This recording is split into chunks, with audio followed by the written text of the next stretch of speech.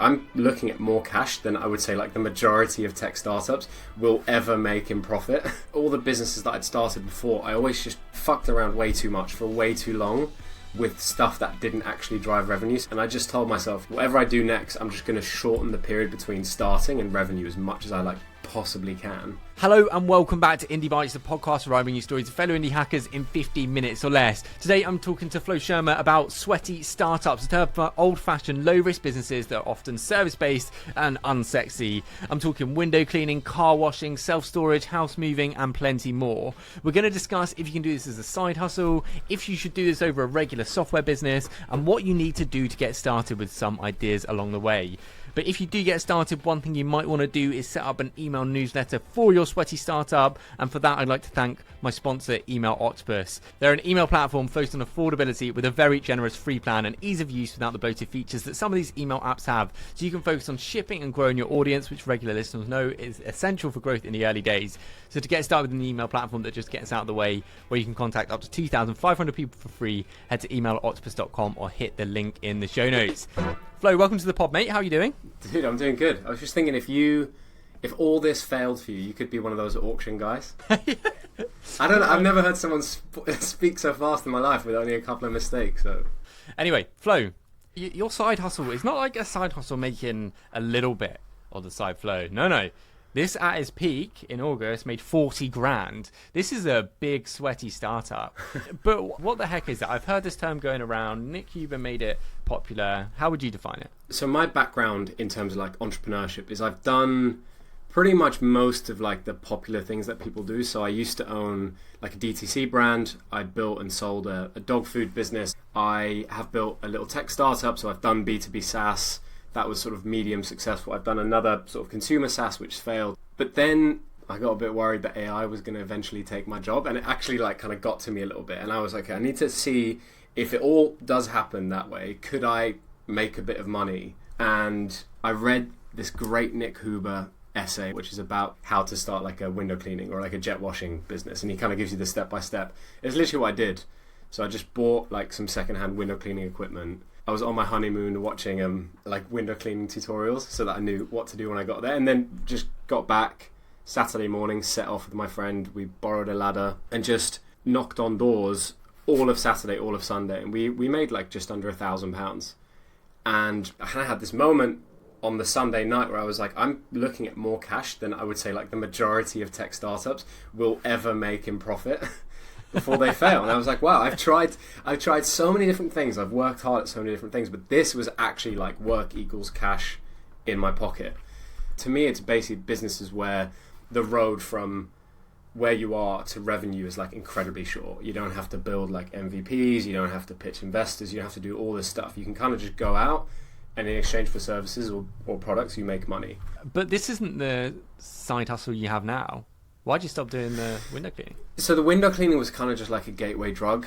Often these sweaty startups get very glamorized, but for me, window cleaning was low margin, didn't really see a road to being able to make money if I employed people, that sort of thing. So to me, it's just okay, I could do this, but now I'm going to keep my eye open for other opportunities, which is when I sort of came across my current business. So I run a business called Wentworth, and we are in the home security space. So we sell vehicle security, gates, alarm systems, those sorts of things. And that just came about from a year ago. I was driving through quite a wealthy same neighborhood where I did the window cleaning, and I saw quite a few houses that had these security systems to stop their Range Rovers from getting stolen. And I was just a little bit curious, so I started researching what the products are, and just realized okay, this is how much it's going to cost me to get someone to install them. I looked at how much the products cost, and then realized oh, I could actually make a margin on this. And then did basically what I did for window cleaning and just went door to door. And that eventually grew through a bunch of steps that I took to now. In our first year, we've done more than 200k rev, 50% gross margins, about 28% net margin. So it's actually become a pretty decent business. I have a pretty simple playbook that I followed, which is all the businesses that I'd started before. I always just fucked around way too much for way too long with stuff that didn't actually drive revenue. So I would spend months building amazing websites and business cards and all that crap. And I just told myself okay, whatever I do next, I'm just going to shorten the period between starting and revenue as much as I possibly can. So starting this business, like I said, found like a product that I could sell, found a guy who could install it, and then I just created like a little PowerPoint on my iPad. The pitch was like, hey, I'm installing these things down the road. I always like to have a chat with the neighbors to see if anyone would be interested. I didn't sell any that first weekend, but I came away with probably like 25 leads. Ended up working those leads, calling, and then eventually someone was like, okay, yeah, I'll actually do this. Our first sale, I think it was like £700 revenue, and we made £200 profit. Then the second sale was 1,100, and then the third sale was £1,599, and it was like we made as much profit on that day as we did the entire weekend window cleaning. I was like, okay, sick. So this works. But I can't spend every weekend knocking on doors. So then it was like, okay, I know I can make money. I had a bit of money. Then it was like, I need a website and I need a way for people to get in touch with me. So built the website on Framer, just used like a template, took probably a day, used ChatGPT, whatever, for like good copywriting, everything else. And then just did two things. Started writing loads of SEO blogs, which took a bit of time to get juice, and then also just started running ads, just like YouTube tutorial, how to run ads for local services. And then slowly the phone would start ringing. And then it just got to the point where it's like, hey, we had business coming in, we had profits coming in, we were expanding our product range, we were getting a little bit bigger geographically, so like getting a few more laborers, and just following like the very simple playbook of scale from that point onwards. But it's really not difficult. Just get a way for people to find your business, get in touch with you, work them until you sell them or lose them, and then just rinse and repeat. So what are you doing to find customers at the moment? You obviously had that August, which was 40k. Are you doing sort of similar to that now? It's not recurring revenue, so I'm guessing new customers every time. That's the really tricky thing about the business, is not recurring. On average, I'd say since August, we've done probably around about 20 to 25k a month. Our channels are, we post on Bark, which is like a platform where you can find local services. We run Google ads, we do SEO, and then we get a lot of word of mouth coming in now. And that's basically the only channels that we hit. So we still have a ton of room to grow into Facebook ads, Facebook groups, content, TikTok. Like there's still a ton we can do. But right now it's pretty much purely like Google. What sort of pros and cons of doing this kind of business? Is it really that good versus just going and doing software that they used to get that recurring income? I used to be really like, yeah, sweaty startups, like it's the best. But for sure it's hard. Like the revenue numbers look really good and the profit numbers look good, etc. But then if you actually factor in like just the harsh reality of it, you got to pay the taxes and the VAT and all that stuff. Like it is hard to make a good amount of money, especially when you come from like tech land where you've probably got a great salary. I don't want to say that it's like utopia. I've always felt that if you've got the skill set and apply it to an industry where there's been pretty much no innovation, you've just got so much more of an edge than you would in an industry where the people that you're competing against are the people that are already kind of, it's just table stakes. A good example would be giving someone the ability to book using like a Calendly to book an installation is mind-blowing for people.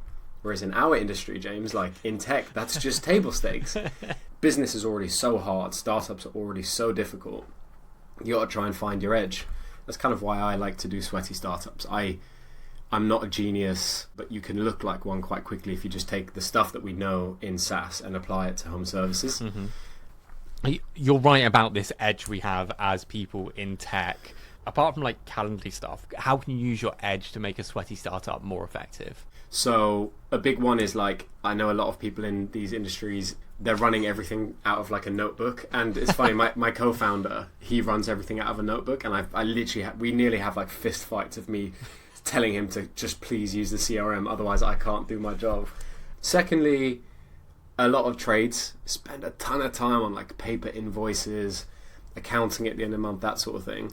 If you just like build a couple of Zapier automations with Notion, that sort of thing. Another great example is, I would say like most companies don't even run Google ads. The ones that do probably have an ad that's been running for 3 years.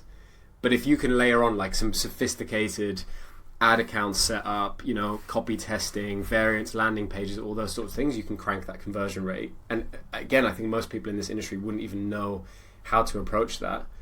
And then finally, a huge one that we did in the early days is when we would send quotes out to people, I would get on Veed and I would record a little video of myself talking through the spec sheet First of all, most people in this industry never send great spec sheets, but if to get like a great video of the founder being like, hey, this is what you get, this is why it's good, a lot of people just respond to being like, this is mind-blowing. The other thing that's really big is, like, in my opinion, you should always charge a whole bunch of money for your services. I think a lot of people in the trades charge not enough, and it's kind of a race to the bottom.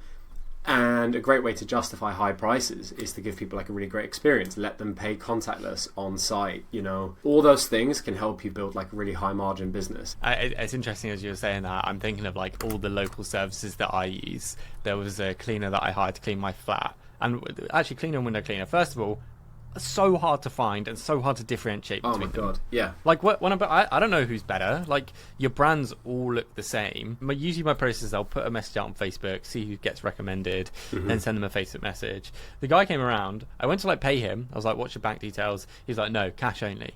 Oh. Mate, this was £400 this clean. First of all, it was outrageously expensive for what he did. Second of all, cash only. So I'm like, oh fuck, all right, well I'm gonna go and get cash then. Yeah, that sucks. I mean, mate, I had a similar experience. I had a guy, a roofer, come and fix like a little thing on the roof. And it was 80 quid, and he was like, yeah, I'll WhatsApp you. And he's never WhatsApped me. I've never paid for it. Because he's probably just drowning in messages from customers and everything else. And that should just be fully automated. This is why I care so much about home services. It's because it's like an unoptimized field. So it's just like easy stuff to get ahead. Getting the easy things right makes a huge difference. Are there any other examples of sweaty startups like this, like that have got a really cool brand or are doing really well? Pinks is a business that I would love to run. All the guys wear these like really cool short sleeve shirts, almost like 60s kind of vibe. They wear like pink checkered Vans, and they've built this really, really interesting brand that looks incredibly compelling. And it's like young dudes that I think they only hire people from like universities, and they've built their brand up to a point where they actually make money selling merch now, which is just nuts to me. They're not really doing anything differently. They're not cleaning your windows differently. They are probably just using the same sort of software that most other people are doing, but they've just really differentiated through brand. There's a great brand in California called Cabana, which is a pool cleaning company. And it's run by a guy called Jeremy. Jeremy used to own a lawn care business, which he was actually in Y Combinator with this lawn care business like 10 years ago, sold it for 50 million or whatever. They've got a very simple business model. Pool cleaning companies in the US, there's something like 79,000 pool cleaning brands. It's a complete fragmented market, so the majority of them are like one or two guys with a truck. Super simple business model. You either clean a pool, you change the chemicals, or you like replace a filter. So he's buying these companies for like 4 to 5x revenue. He's stripping out the marketing to like one centralized marketing location in the US. He's stripping out all ops and moving it to the Philippines, so finance, legal, HR, that sort of thing. He's layering on top like a ton of amazing funnels, SEO, that kind of thing. He's implementing a routing algorithm, which means guys are cleaning 12 pools a day instead of 8 because they're just more efficient with the way they drive. And then finally, he built a tool where you put in your postcode and it uses Google Earth to look at the size of your swimming pool, and then how many trees are around the swimming pool to estimate how dirty the pool is going to be every week, so that you can get like an instant price and book and pay on the spot. Because he knows if you get someone a price in less than 3 minutes, the conversion rate increases by 60%. And by consolidating a business in that way, it's kind of like classic private equity, but in kind of a sexy way.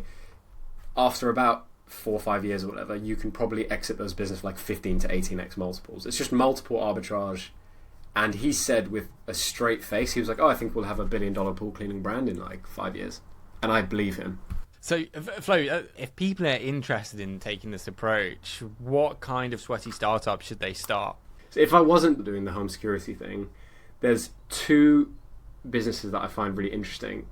The first one is around garage organization transformation. So I think a lot of people have garages at home which are like completely stuffed to the brim with crap, and what they really want is they would really love like a beautifully organized garage with like nice boxes and shelves, like space to breathe.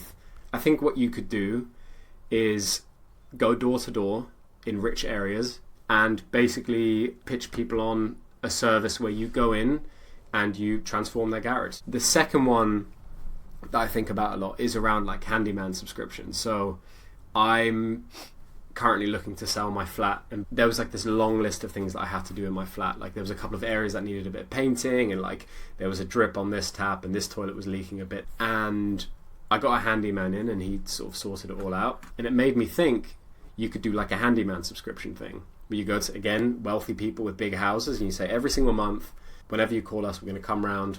These are the type of things that we can do, and these are the things that like fall outside of our scope. So like if your roof's leaking, we can't help you, but if the toilet's leaking, we can.